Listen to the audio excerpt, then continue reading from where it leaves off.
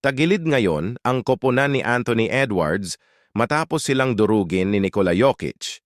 Matapos tanggapin ang kanyang MVP award, ipinakita ni Nikola Jokic kung bakit siya ang nagwagi nito. Ang superstar center ng Denver Nuggets ay dinala ang kanyang koponan sa isang tagumpay na 112-97 laban sa Minnesota Timberwolves sa Game 5 ng kanilang second-round playoff series sa Ball Arena.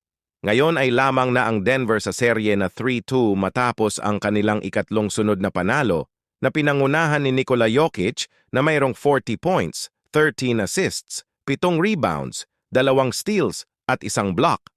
Kahit na tila isang one-man show ang laban sa ilang mga tagpo ng laro, mahusay din naman na naglaro sina Aaron Gordon, 18 points, 10 rebounds, at 5 assists at Kentavious Caldwell-Pope 16 points, 5 rebounds, at 4 na assists sa kanilang mga supporting role.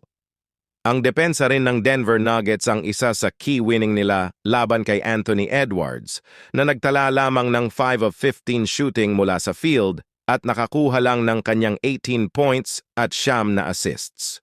Gumawa naman si Karl Anthony Towns para sa Minnesota na walang Mike Conley dahil sa Achilles injury ng 23 points, 6 na rebounds, 4 na assists at 2 steals, ngunit hindi ito sapat upang itapat kay Nikola Jokic.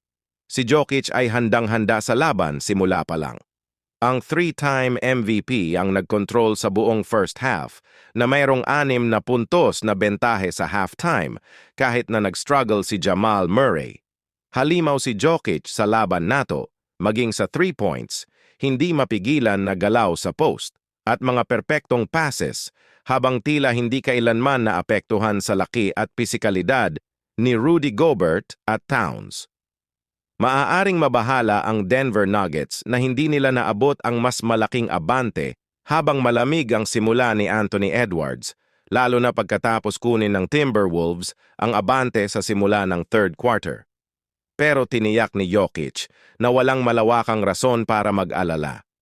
Nagsimulang maglaro siya ng masayang-masaya laban kay Gobert at sa Timberwolves, nagpakawala siya ng mga no-look pass, unreal footwork in the post at kinontrol ang buong laro at ginawang basic lang ang lahat na bumantay sa kanya.